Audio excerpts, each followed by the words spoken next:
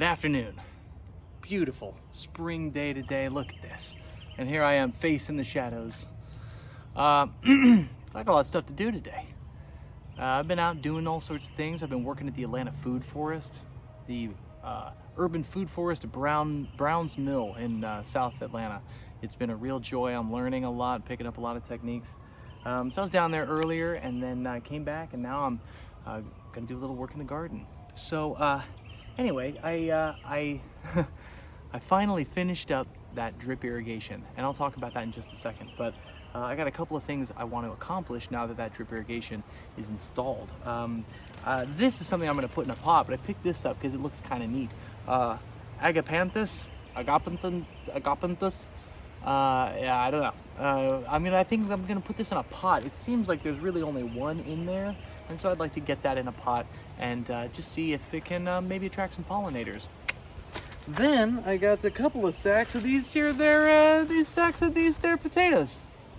Got about 5 taters in there, and they're already starting to eyeball up. So I'm going to set those out in the garden and figure out how to do some taters this year. I think taters take about 5 months, so we may not be able to get to those until August or September. But I didn't try potatoes last year, but I've got them in the box planters, and they're starting to sprout really nicely. They seem to like it there. I've also got them in right behind this layer of pine straw back here. I've got kind of a mound going of just debris and stuff of organic matter, and so I chucked a couple potatoes in there, and it seems like they're starting to leaf as well.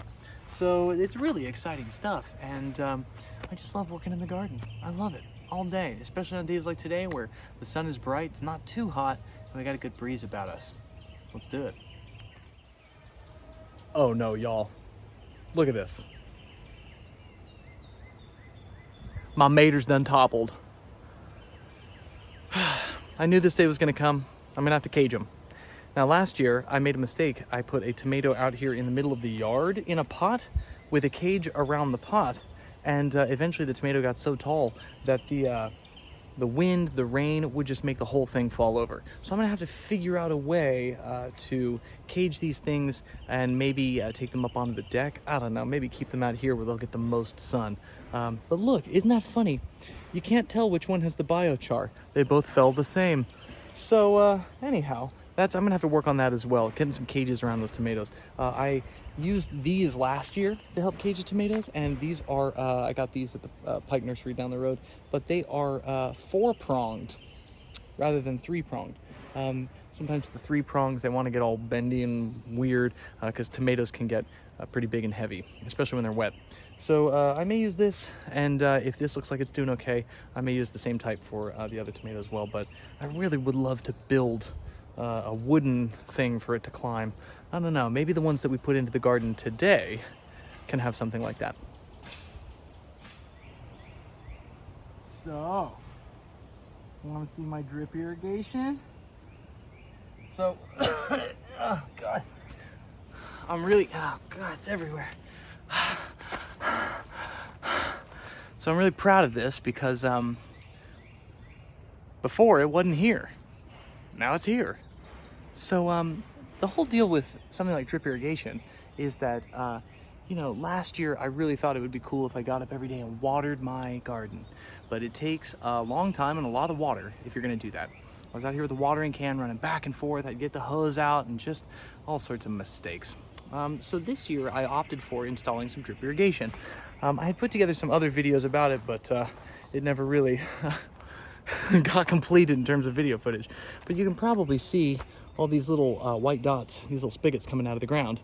And those are the points where I dug a trench all along through here, all the way down and over to this corner, and connected all the parts of the PVC. We hooked it up to the spigot there and ran it underground. And then when it pops above ground, it supplies water through this hose, which I'm not sure if you can see. Let me try and get a piece of it here. This hose is cool because it has these little holes in it.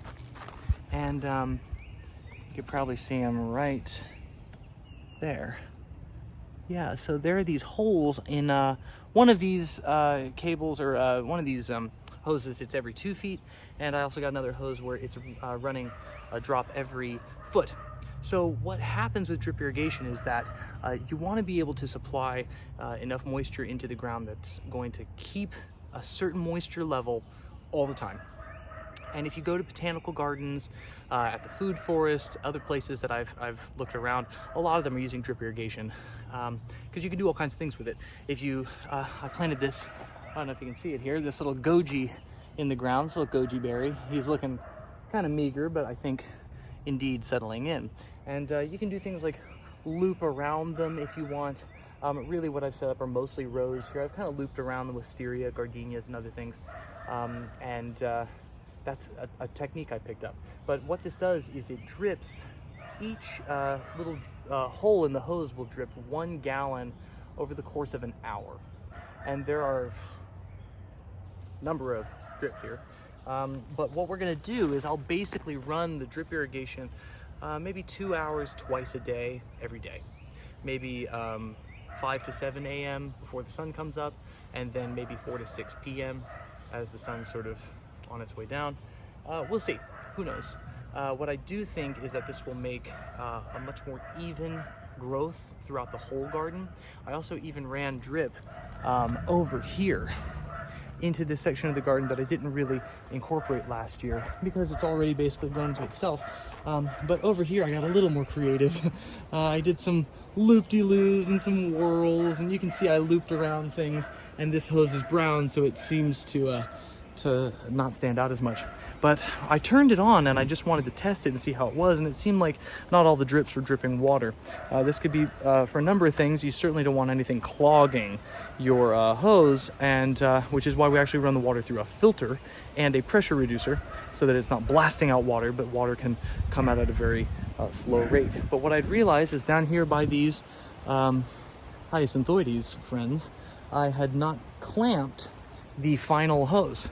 And so there was all this water on one end spilling out all over the garden and all over the driveway. And then over here on the far end, we weren't getting all the water that we needed. So just a little life lesson there. Clamp all your ends. If you're gonna do drip irrigation, clamp all your ends. It's a good idea. Also, that is really what keeps the drip irrigation going, right? Is the balance in the pressure. In that each of these hoses will get exactly the right amount of water and amount of pressure so that the entire garden is watering at the same rate at the same time. I mean, that's really cool. I don't know what else to call it but engineering. Who would have thought? Me. And it's like a erector set for adults. I'm just kidding. Erector set's already for adults. So yeah, so what I'm gonna do is use, I think, a bit of this row and a bit of that one over there and plant those potatoes. I would sure like to see if there is a bit of a difference in growing potatoes in one versus the other. I'm not sure how much sun they need. I'm sure they could take a lot of sun. But as you can see, the house shadow moves that way as the sun is going down. So what we're gonna do, a mistake I made from last year, I'm gonna plant my shorter plants here and my taller plants back there. So we're gonna have things like peppers and potatoes, and then in the back, maybe things like okra, sunflowers, stuff that wants to really reach up for the sun. Last year I planted tomatoes up front, and they ended up getting really tall and shading out some of the things that were behind them, which gave them even less sun. That's not what we're after. So yeah, and then in this little bed at the very end, we're gonna do all tomatoes and peppers. I decided after last year, after having so many failures, I will never do a whole bed of anything again. There's that monoculture sentiment, right? That you want to grow one thing and a lot of it. No, grow a little bit of a million things. And that way, if something fails, something else is going to succeed. Maybe 3 or 4 things else will succeed. So, yeah, anyway, here we go. Come like a dream, love. Come on and breathe, love. Like my mother, comb my hair now, come and awake, love. I come like the summer, come on and make love. Like a rush in the blood, like my first love, like this thirst, love. And find me, sign me up. Come and remind me, come and align me, come on and find me. You are an angel, sent from above, yeah. Come and remind me, come and Okie dokie. So, I got the taters into the ground, and it struck me. How am I gonna know where these taters are? If I'm planting some other stuff, I gotta make sure I'm not digging up my taters. It's not like they're magically just gonna like, bloop, pop up greens above ground and I know where all my taters are. Certainly not. So, what I did was, you take a couple little markers. You know, this is just a piece of bamboo from one of our bamboo stakes from last year, and I just stuffed it right here. That's the front end, and then over here is the back end, or is that the front end?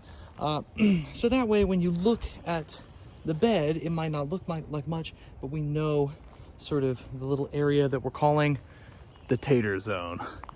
So then over here I did the same thing, right? We have this little wolfberry, little goji berry that's growing right here. This little guy's doing okay. And then I put taters beyond it. And I know that in this row, we're also gonna do some okra this year. So I'm trying potatoes in 2 different rows with 2 different timings in terms of their sunlight.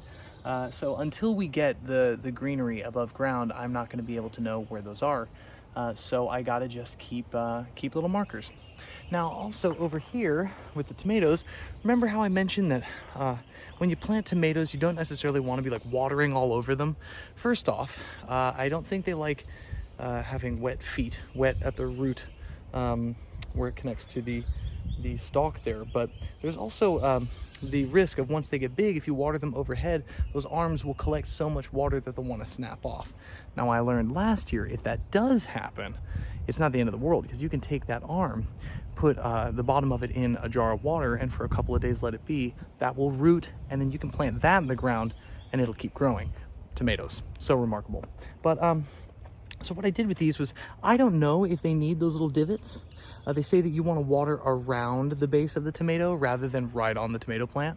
But I don't know if we need to do that with drip irrigation, seeing as that the drip is happening right there at the connection at the ground. And so it's going to seep down into the ground and hit it at root level rather than hitting it on the branches or even necessarily on where the stalk is shooting up. So what I love is, after you work with tomato plants, you get this wonderful smell. I actually love the smell of the tomato plant. I think, and don't quote me on this, but I think for a long time, tomatoes were not eaten in Italy because they were said to be poisonous. There are some people even today that are saying that tomatoes are poisonous. Can you believe it? So, from what I understand though, the plant itself is. I don't know if that's totally true. Look it up. Don't take my word for it. Now, I've also taken to doing this kind of lazy way of watering. When I see that things need a little bit of water, all last year I watered at the top of the containers, but I never really watered from the bottom up, even though that's where the root tips are. They're at the very bottom of these containers. So what I've taken to doing is putting my pots into the bird bath, and I'll put them in there. And these aren't really pots. I mean, this is the containers that the nursery provides, which I love are 100% recyclable. Love that. So I put them in there for 3 or 4 minutes. Those are the peppers that we're going to plant, and that'll give them a little time to soak up some water from the bottom. And then of course I'll put those in the ground. Now notice, because I thought about it while I was doing it, remember I was talking about the way the shadows and the sun are moving across the property. I put the tomatoes on a bit of a diagonal. I was going to put them right next to each other, but in the way that the sun is moving, that would mean that this guy, well, I can't point very properly, was going to outshade this guy over here eventually. And it's still made to some degree, but at this point, with the sun sort of going down that way, you want to line your tomato plants up sort of in a diagonal, I guess. And you can see that I've kind of done that here. Put them on a little diagonal on their way to our nectarine friend. So now I'm going to install these peppers after they get a little drink of water, and then we will have tomatoes, peppers, and potatoes in the ground. This is certainly not going to be all. I'll also need to eventually cage the tomatoes once they get above, it said above 6 inches. And I'll also need to stake or maybe even cage together the peppers once they really get going. And they already got some growth on them. But I don't know if you recall, in one of the other videos I talked about what people will do is they'll take the tomato plant that you get at the store, they'll take off all the leaves except basically the top sprout, and they'll put the whole thing, the whole plant down in the ground, which will then turn into a root system. That's kind of what I did here. I pulled off almost all of this guy's leaves. So this is stalk for probably another 2 or 3 inches. And then this guy I did just about the same. This one actually had 2 tomato plants kind of growing twinsies. So we'll see if we can't get double the tomatoes. We'll see. I put them way down, and it because of the tilling and because of the incorporation of the biochar, the topsoil, and the compost, it's some nice, really soft, loose stuff. And then now with being able to keep the moisture at the consistent level, we're gonna have some really rich beds, I think, even though this is this bed's first year. So here we go. Let's put these peppers in the ground. I'll find you if you find me, Lord. Save me, oh. Come and remind me, come and allay me, come on and find me. You are an angel sent from above, yeah. Come and remind me, come and allay me, come on and find me. Come and allay me, come and remind me, come on and find me, yeah, yeah, yeah.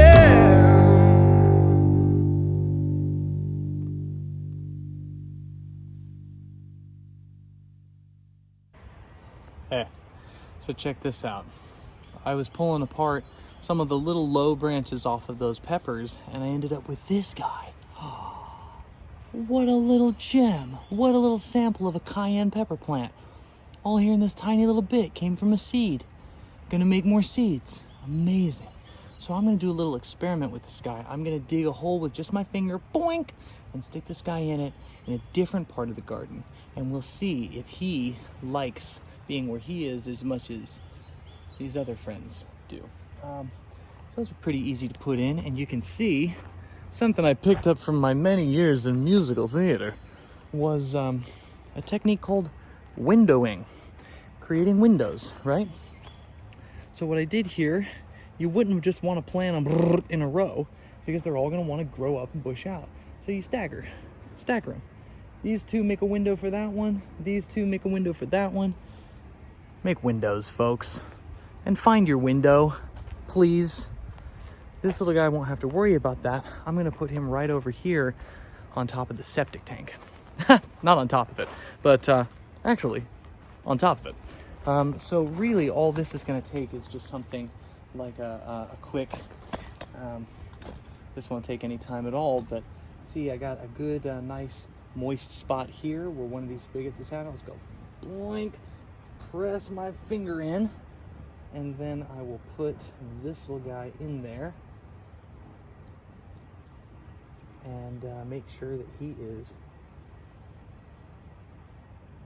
or she is, or they are. Let's make sure that they are plenty comfy here. And I've already made a mistake. So when this plant grows, it's not going to want to grow up against the butt of this thing. And you can see how far around the moisture makes it. So actually, let's put this guy somewhere like out here. Or this plant. Let's put this plant somewhere like out here. Yeah. And we'll cover up the base just like his other friends, just like the other dudes. And we'll stick a little bit of this clay up against it, some of the harder stuff, so that it feels like it's got a nice solid bottom to it, and that it's not being just totally swamped out by loose, soggy soil. So it's almost like putting a couple of rocks in here to sort of stand it up. All right, now that may not look like much, but I have a feeling we might be surprised. Plants have the most remarkable plasticity. They have the ability to just grow and grow and grow. You chop down a tree and a bunch of different spires poke out of the trunk. You rip off a tomato branch by accident, so you put it in water and it turns into roots, and you put that in the ground and it ends up giving you tomatoes. It's absolutely remarkable. But it feels good. I'm happy to see that things are in the garden, and it's a good day for planting.